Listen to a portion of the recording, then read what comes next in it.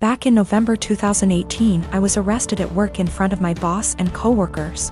It was the most humiliating thing I've ever experienced. I later learned at the police station that I was being charged with multiple felonies. This came as a huge surprise. Luckily, I was able to keep my wits and lawyer up instead of speaking with the detective. For $13,000, which completely wiped my savings, I was able to retain a criminal defense attorney. However, it cost me everything, and I was unable to pay my bond. This resulted in me staying in jail for a total of 54 days. At a status hearing, my attorney presented video evidence of me gassing up my car 3 hours away from where the crimes took place, and I ended up having all my charges dismissed. When I finally got out, I learned that I had lost my job, was in the process of being evicted, and my son was in the state's care. His mother is a heroin addict, and I haven't spoken to my own parents in nearly 15 years. They wouldn't let him go to my girlfriend because they didn't consider her family. Since my release, I've learned that I can't sue the police, and no one gives a shit that I was locked up for 54 days because the detective did poor investigation work. I've gone to the local press about this and was told that what happened to me happens quite a bit. They took down my info but never followed up. So what I did was create a website sharing my story. I also uploaded the police report and some other documents from the discovery. Literally, the only reason why I was arrested was because an eyewitness said they saw me. If the detective had done his job, he could have verified that I wasn't even in town on the day the crimes took place. This is what pisses me off the most. My life was ruined because of a lazy employee. My website is now ranked number 2 on the first page of search results when you type in my town's name. I live in a touristy town, and we attract a lot of visitors over the summer. My web traffic has more than quadrupled, and apparently it's gotten someone high up's attention. I received a cease and desist letter recently, which I showed to my attorney. He said sharing my experience online isn't illegal and that everything I had stated was a fact or my own opinion, protecting me from a defamation lawsuit. Yesterday, I received a visit from 2 officers and the detective who had arrested me. He apologized, stating mistakes can happen. They then talked to me about my website and asked if I could remove it. I said I would delete it on the condition that the detective leave his job and never do police work again. Suffice to say that isn't happening. After the visit I received, I'm more pissed off that the only reason the detective apologized to me was to get me to take down my website. I don't plan to, and the only one supporting this is my girlfriend. My friends think I'm being spiteful and have suggested that I just delete it. He's a fashion photographer, meaning he works alongside many beautiful women in his profession. Stylists, hair and makeup artists, and of course, models. This is actually how we met. I modeled my way through college and he photographed me, after which we became friends and eventually started dating. We have been together now for almost 3 years. I've since stopped modeling, but he is still a photographer. Never once in our relationship has he given me any reason to question his fidelity. With the exception of me, he has never dated or even befriended any of the models he has photographed. That was until Rachel came into the picture. I've met Rachel. She seems like a fun chick, the type of girl who draws a lot of positive attention just by entering a room. She's beautiful, but her personality really shines through. She makes you feel like you're her best friend when you're talking to her. A very cool person through and through. That said, I'm not the only one who feels this way. My boyfriend also adores Rachel. The first time he photographed her, he stayed late at the studio and discussed ideas for their next shoot for nearly 3 hours. He was actually late for a night out with me because of it. But he's always had terrible time management, so I didn't think anything of it. The lateness has now become a steady, recurring factor in their shoots together. They hang out long after the stylists and makeup artists leave the studio. They also text a lot, and he's always smiling to himself and laughing when he reads the messages she sends him. At first he would show them to me and try to include me in on all the fun, without me asking. But he abruptly stopped doing that around 2 weeks ago. He tilts his phone away from me now when Rachel messages him. I'm not the jealous type, but if my BF had a history of doing this with the other models, I'd let it slide. The fact that he is only like this with Rachel, and me, I suppose, makes me wary of what might have transpired between them. Rachel herself has stopped talking to me.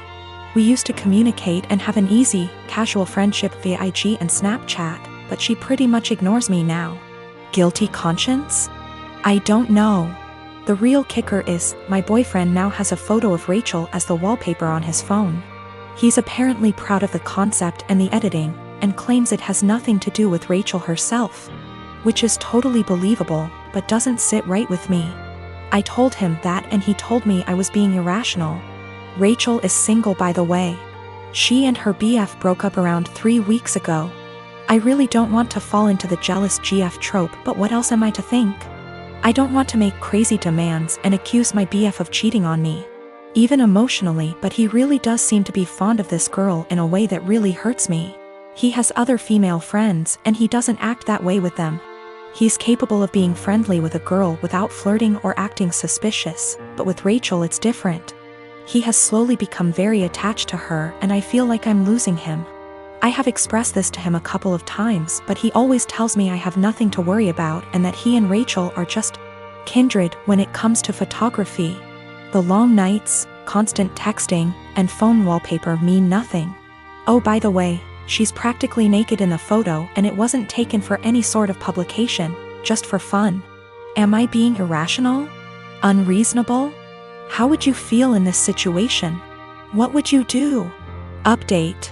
My photographer boyfriend has been growing very close to one of his models, and acting dismissive of my concerns regarding their work relationship. He has a practically naked photo of her as his phone wallpaper. WTF am I supposed to think? He and I are meeting for lunch in an hour. He confessed. I'm kind of a mess right now, but I'm lucky enough to have an amazing support system and a clear head. That's all I really wanted out of this unfortunate situation. My boyfriend, sorry, ex-boyfriend, has never taken nude or even partially nude photos of me. Although I modeled in high school and university, my primary focus has always been stage acting. He took my headshots. That's how we met. Not that it really changes anything. Just a bit of insight, I guess. When we were younger and when the relationship was newer, I would accompany him to his shoots all the time.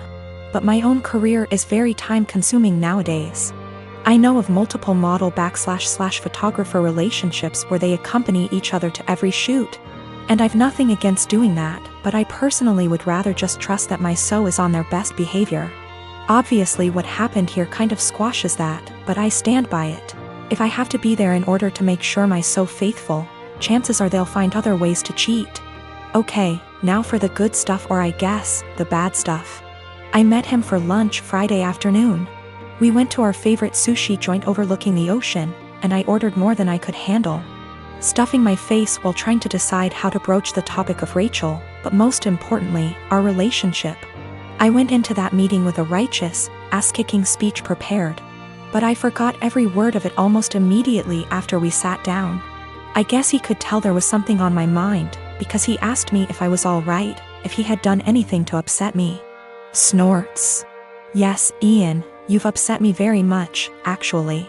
As soon as I gathered the confidence to look him in the eyes, I point blank asked him, "What's going on between you and Rachel?" His mouth flew open as if he were completely and utterly taken aback by the implication, but I cut him off with, "Do not bullshit me." I tried my best not to let anger get the best of me, I really did. I wanted to stay cool, calm, and collected like so many women on this sub. You know the ones. Those intense stories of cheating husbands wherein the wife takes to relationships, garners a ton of support, and then updates us later with a well-constructed storybook post detailing the evidence she has collected against him and the meeting she had with her uncle or sibling, who just so happens to be a divorce lawyer. Yeah, I'm not a badass like that. I wish I were. But I'm honestly just an overly emotional doormat, and I knew going into this meeting that I was either going to cry or gouge his eyes out with my mind. Because I had somewhere to be later, I took a hard left and got super angry. He could see it in me, the anger bubbling over. The people in the restaurant were starting to stare at us, too. In order to save face, I threw money on the table, with tip, and told him to meet me in the parking lot. If I'd had a switchblade on me, I can't say for certain I wouldn't have channeled my inner jet and beat his to the pavement. Kidding. Totally kidding. We met inside my car. He climbed in after me, his head down as though he were ashamed or, I don't know, guilty? I asked him how, and he explained everything to me. No preamble whatsoever. The moment he met Rachel, he felt some type of way towards her. He couldn't tell whether it was just a silly crush or something more, but he knew she felt it, too. How cute. They kissed the first night they met. The night he nearly stood me up. They had crazy, emotional, forbidden intimate the night she and her boyfriend called it quits. And they've been ever since. He mentioned he has always used a condom with her, but I don't care. I'm getting tested. I should mention Rachel was the one who was broken up with in her previous relationship. I don't know why or how. I didn't ask and I don't care to know. Funnily enough, Ian said he doesn't want to be with Rachel, he wants to be with me. And he even provided text messages to show that he's the one who decided not to pursue anything with her on official grounds. But I told him I give zero about what he wants. And unless he can go // his eyes, he should get the out of my car and erase me from his mind before I erase him. I literally said that. In any case, I went home later that day and drank a lot. My friends and family, and most of Ian's friends and family, have rallied around me in support.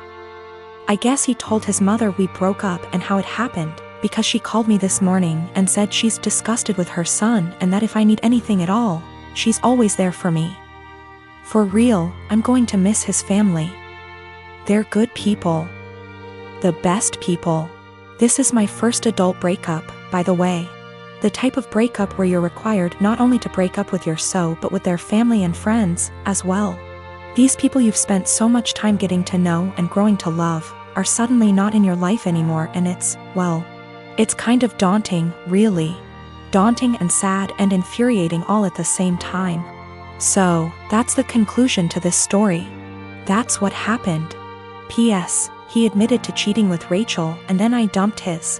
So far, his mother, his teenaged stepbrother, and 2 male friends of his, have reached out to me saying how disgusted, ashamed and embarrassed they are on his behalf. On top of 3 mutual friends. It hasn't been 2 days yet. My children are 17 and 14 respectively, and I'm hoping the fact that they're teenagers is the reason for their incredibly shitty behavior. My husband, before he met me, had a wife and a newborn baby that passed away in Canada due to hazardous road conditions that resulted in a 4-car smash-up. No one was at fault, it was a horrific disaster. And my husband was devastated as a result and fell into alcoholism to cope. I had my own trauma from the past, and similarly turned to alcoholism to cope. It was at an AA meeting where we met, 20 years ago almost to the day now. And we slowly started to heal together here in the US. I have always been incredibly respectful of my husband's last wife and child. I like to joke that I'm keeping her seat warm until my husband enters heaven. I've had too much loss and hurt in my life to feel jealousy like this. And I am so damaged that I just feel lucky that I got to actually feel love in this world, and that my husband could open his beautiful heart to me. We had 2 children, 2 sons. We'd never told them about my husband's wife or baby, because it's a part of my husband's life that he keeps under lock and key. He has never healed from his grief, and therapy etc. has helped him only to a degree. My mother-in-law told the kids this Sunday gone, as she decided it was time for them to know. She didn't consult us before telling them, and certainly didn't do it in our presence. Since then my sons have been making the most disgusting dead baby jokes. They've been prodding their dad asking why we'd never told them. And instead of approaching the topic with respect they're acting like we've kept a secret affair family from them or something. My 14Y//O went on to say to me in private, thank goodness not in front of his father, that he was glad my husband's previous family was dead. I broke and yelled at him, and told him it was the most disgusting thing I'd ever heard him say. I asked where his anger was coming from, and he burst forth that we were shitty parents for keeping secrets. He told me that it made so much sense why we were abnormal, why we don't drink, why we are so boring and quiet, why my husband is panicky around roads, etc. The 2 are pretty heartbroken, and I feel like we have just destroyed a part of our children's lives as a result of us staying quiet. I am hurting, my husband is grieving all over again, and I don't know how to proceed. I have and will always reiterate to our kids that they are loved, but this behavior seems so overreactive for the news. Usually for Thanksgiving, we head out to go see family. Someone else always hosts. We typically help sponsor the host by paying for cleanup, etc. Our home is just too small to host the 30+ folks who typically show up through the day. This year that's obviously not happening. Other than us talking about not doing the usual, Thanksgiving didn't come up until yesterday. My kids have the week off from online school, and I was doing a puzzle with them before dinner when my husband walks in after work and says, "So did we get a turkey?" I looked at him and said, "Well, I know I didn't." "Did you?" He stared at me blankly and said, "No." "What do you mean? Do we need to get one still? Is it being delivered?" I shrugged and said, "I don't know nothing about no turkey." The kids and he looked so confused, so I helped them along and said, "I didn't buy anything. I didn't plan anything. No one said anything to me about Thanksgiving. Nobody offered to help meal plan, cook anything, do anything." He blew up yelling at me about how I should have obviously known. I said, "Why? I've literally never planned or made a Thanksgiving dinner in my life. The most I've ever done was help clean up or maybe peel the potato." I asked him why didn't he plan anything, why didn't the kids plan anything? Why is everyone waiting until the last minute and dumping it on me? He just sputtered and yelled and stormed off to his office and left me with the kids. We all had dinner, the kids cleaned up, and I was relaxing with some wine and a book after they all went to bed. My husband tore into me about how he can't believe I left this all to the last minute. Now there will be no Thanksgiving. How could I be heartbroken to do this to the kids, etc. So I just looked at him and said, "Why didn't you plan? Why did you wait to the last minute to ask me?" He told me I was being a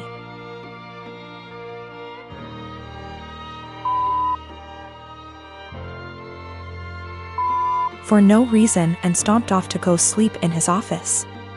He left without saying a word this morning. I followed up with my kids and asked them if they wanted Thanksgiving. They said they didn't care because the food isn't that good most of the time anyway. I work as well. We split chores, but there's no hard line. I do some, he does some. We both cook, and the oldest cooks as well. I just don't get why Thanksgiving is on my plate. Why, just because I'm a woman? A lot of people seem to think that my kids are like toddlers or something. They're old enough to help make the menu for dinners, help with cooking, etc. Anyway, I told my husband that if he wants to do some traditional Thanksgiving with all the fattening, carby, salty, beige food, he can go ahead and plan it and I'll help in the same capacity as always.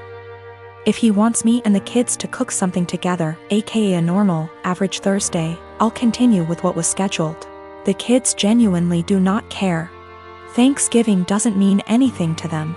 One of them has been asking for us to stay home for years. One of them barely touches the food as it, and the other one only likes to go so she can see her cousins. And she sees them all the time anyway. The middle kid already dug out another puzzle for us and they're just happy they're off school. Also, we don't do Christmas.